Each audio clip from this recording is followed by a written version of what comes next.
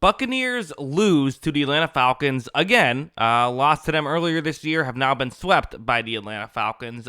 It's been a while since I feel like the Falcons have swept the Buccaneers, probably before the pre-Brady years, if I remember correctly. It used to happen constantly. Buccaneers have been better as of late, but not in this game so much. A lot to talk about. Disappointing. I mean, it's a disappointing situation right now to be a Tampa Bay fan. I think about wonders that drop past to Mike Evans in the Ravens game, had a chance to go up. I forget what the score was, but had a chance to go up big against Baltimore.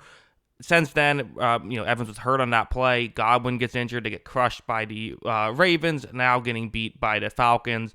Went from a team that we all kind of felt like was easily a playoff team, and the question was kind of, are they more than that, to how are they going to get into the playoffs? And the answer might be that they're not.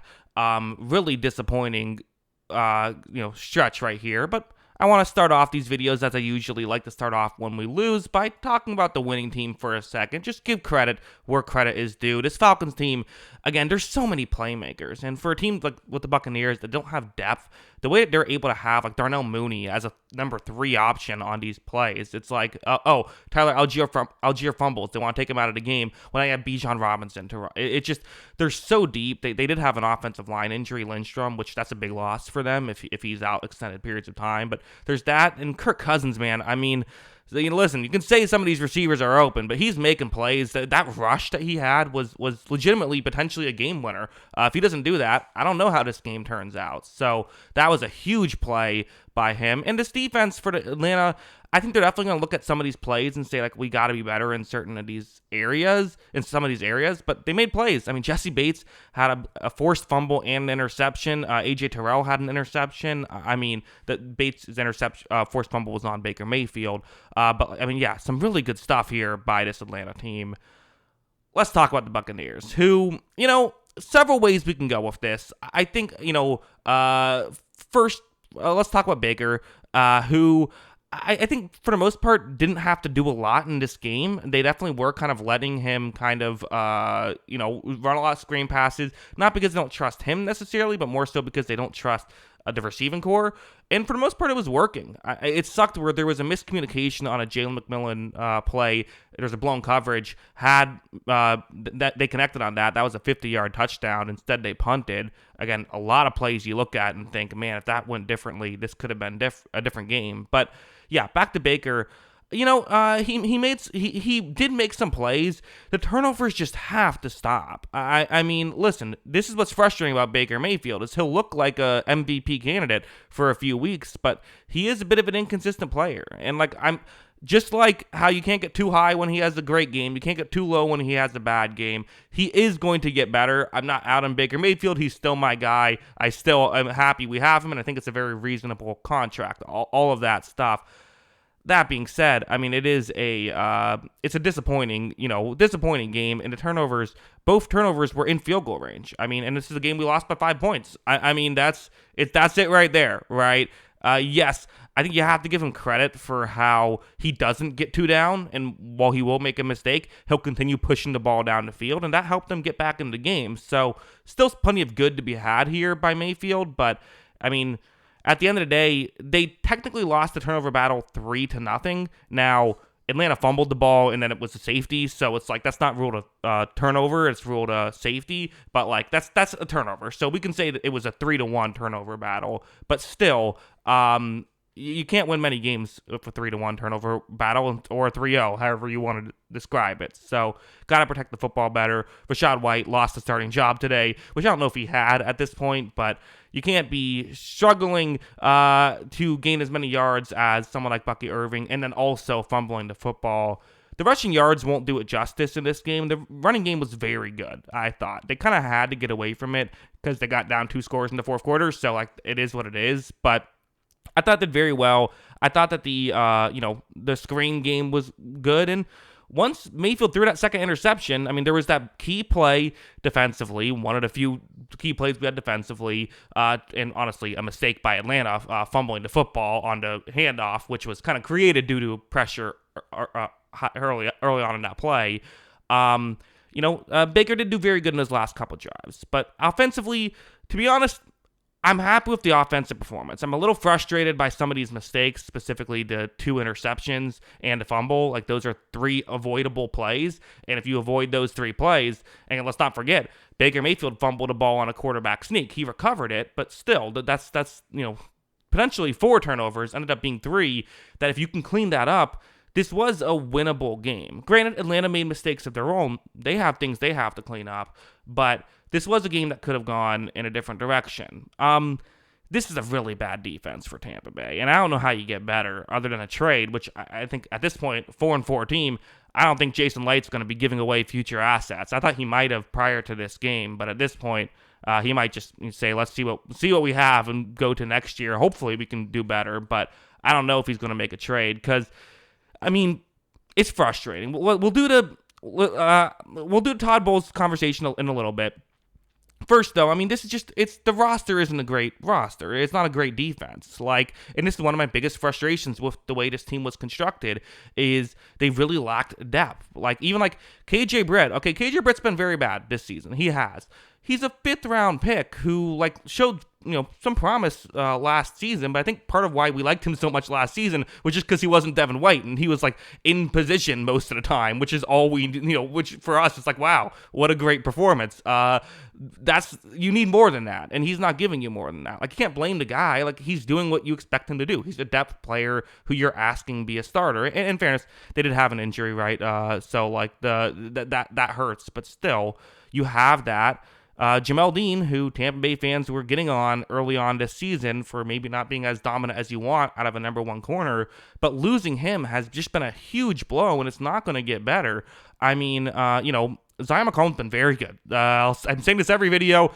Very happy with Zion McCollum, and that's a great find, getting a good young corner, still on a rookie deal as of right now. That's awesome. But, I mean, this the Tyreek Thunderberg thing, it's not really working. I mean, it's just not. He's struggling out there. We saw Merriweather had a really bad play against Kyle Pitts as well. They just don't have the corner depth, and this is something going into the season I was complaining about. I didn't love the secondary depth, and it's really an issue.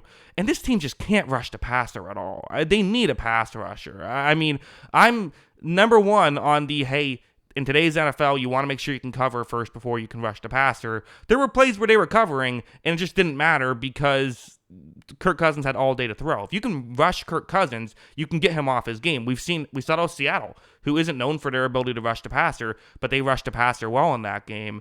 When Cousins has all day to throw, and I'm honestly, even when he didn't have all day to throw, he's able to get rid of football quickly. But on the plays where he couldn't get rid of the football quickly, like the 4th down and 3 touchdown early on, he has time to make it work. And guys are just getting wide open. It's an issue. It just is. So there's that. I mean, again, it's a mismatch talent wise, which injuries suck. Tampa Bay's riddled with injuries. Every team has their injuries. Atlanta has theirs as well. But Atlanta is constructed in a way where they can withstand some injuries. Even if their quarterback gets hurt, they have Michael Penix who can come in. For Tampa Bay, they can't really withstand the injuries they have that they've had. They're relying on a few key players. They're relying on Jamel Dean, Mike Evans, and Chris Godwin. When those guys are down, they can't really adjust. Granted, again, a lot of teams would struggle losing their number 1 corner and their top 2 receivers. I get it, but I still think they could be in a better situation than they're in right now. So there's that. The Todd Bowles thing. So Kirk Cousins does better when he's not blitzed than when he's blitzed. That's a statistical thing. Despite this, they said it on this. I don't know if it ended this way, but they said it early on, or I think midway through the 4th quarter. It was the lowest blitz percentage of Todd Bowles' career, which is crazy to think about. So I don't know what's going on there. It's just they don't trust the corners. They know their corners are going to get burned down the field, so they're stuck playing a coverage that they stink against and end up giving up a bunch of yards anyway. So it's I don't know. I'm not going to crush Todd Bowles for this because I don't know what he's supposed to do. There are things that I will crush the coaching staff for, specifically clock management in that final drive was just brutal. I mean, you have a minute left. You have to go down the field. They spent over half of it just getting the first down. That just can't happen. You have to understand the assignment there. You have to be pushing the ball down the field. All they got was a couple Hail Mary tries. One they threw away, and then the other one, Baker Mayfield threw it out of the back of the end zone, which that can't happen, Baker. You got to throw a competitive ball there. So, yeah, there was that. I mean, listen, everything being said, this was a game that could have very much flipped the other way had they made their plays. And that's part of what's frustrating, is losing to, kind of what I said against in the Baltimore video last week, losing to the Ravens is fine. The way they played in that game was not. Losing to the Falcons is fine. The Falcons are a good team. They got a stranglehold on the division now with a game lead and a tiebreaker.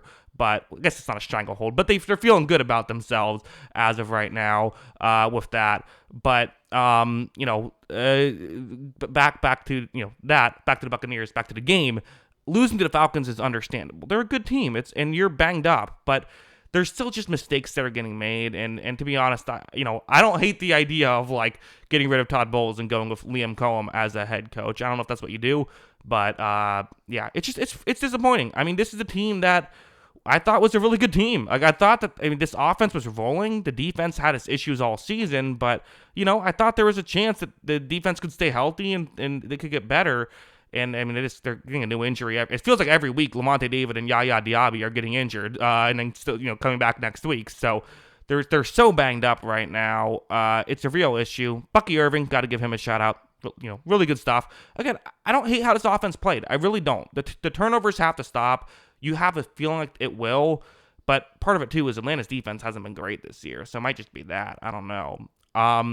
Here's the biggest issue, because you're looking at it and it's like, well, you're 4-4. It's frustrating, but it is worth mentioning. Mike Evans might only miss 2 more games. He might only miss the next 2 games. Then there's a bye week. It's possible he could come back, and even if you're 4-6 in that stretch because you play the Chiefs and the 49ers, so that's probably what's going to happen, you then have a chance.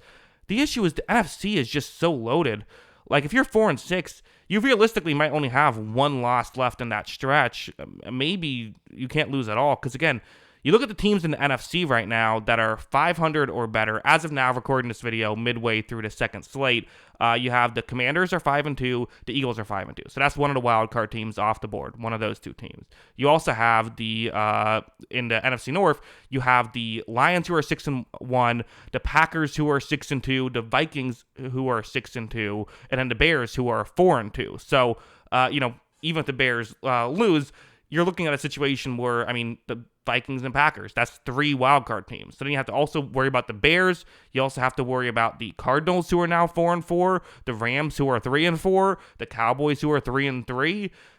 That's who you're with. I still think in many ways the best chance to get into the playoffs would be winning the division, which they needed this game to do that. If they won this game, they would have been in an all right spot. Now, again, if you go 4-6, losing to the Chiefs and 49ers, schedule gets a lot easier after that. That's the one thing I will say. They play the Giants, the Panthers, and the Raiders the next 3 weeks. Those are 3 of the worst teams in football. And if Mike Evans is back for those games, those are 3 games that Tampa Bay will be favored to win. Even if Evans isn't there, Tampa Bay will probably be favored in all 3 of those games. Then you have the Chargers the following week. That's not an easy game whatsoever. Even with Evans back, that's not an easy game. That's kind of a coin flip. The Cowboys, I don't know what to make of them, really. Again, it's a competitive game. We'll call it that. They then play the Panthers again, and then followed up with the Saints, the final game of this schedule. Listen, you can find 10 wins there. You can, right? Lose the next 2, beat the Giants, the Panthers twice, and the Raiders. There's 4 wins. Beat the Saints the last game of the season, which is no guarantee, but if you can do that, and then, win 1 game against either the Chargers or the Cowboys, lose the other one, but no margin for error. It would be huge if they can find a way to win 1 of the next 2, but that's going to be tough. This was the game that, we talked about the stretch being brutal. We didn't even factor in the injuries at that point. I did say, though, after they beat the Saints and they were going through this 4-game stretch, I said, you can go 0-4 and have a chance. And they can. They absolutely can. This season is not over. It feels over. Man, does this season feel over. But the season is not over. There still is hope. But they got to start playing better. And Baker Mayfield has to stop, do a better job of protecting the football. Monday Night Football against the Chiefs. I mean, I don't know if that's the get-right game that you need, especially this defense is going to give a million points. It's going to be tough, but hopefully, I don't know, maybe, I don't know. The Chiefs have been weird offensively this year. Maybe they can make something happen. I don't think so, but I hope so. That's what we'll see. We'll do this again Monday night.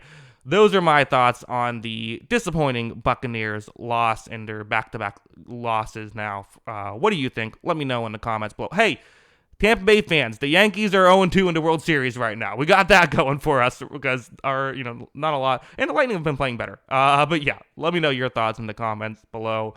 Always love hearing from you. And of course, as always, thanks for watching.